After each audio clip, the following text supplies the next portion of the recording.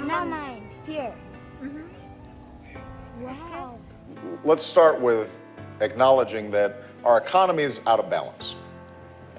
We have seen extraordinary economic growth, and obviously Google is a symbol of one sector of our economy that's just been extraordinary. Innovative, creative, and lucrative. But there's a whole nother part of America that has been left behind. If you look economically, all the growth over the last 2 decades has essentially been captured by not just the top 5%, but really the top 1%. And the average American worker's wages and incomes have flatlined.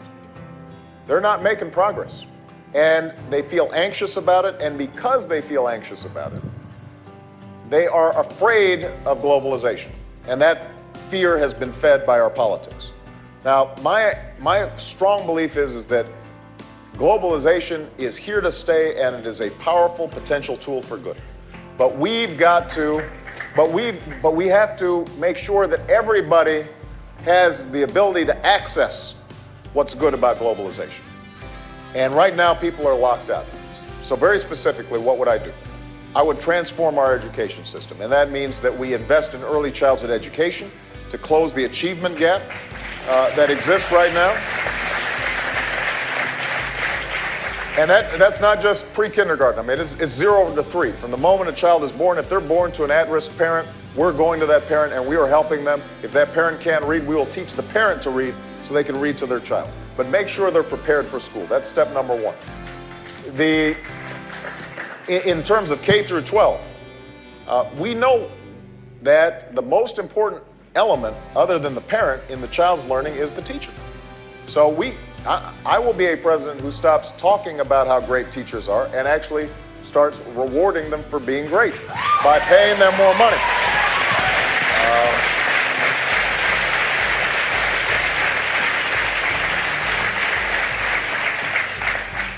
We need to pay them higher salaries.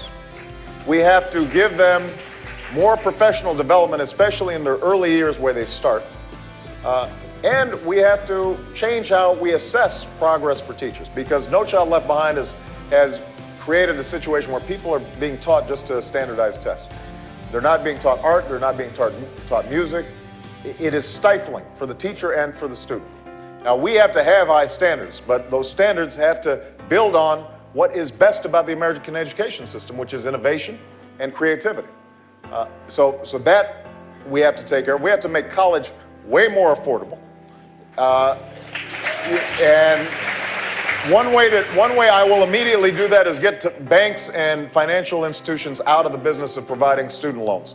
You can take billions of dollars of profits with a direct loan program. So that's on the education front. We have to make investments in broadband line and infrastructure so that we are competitive.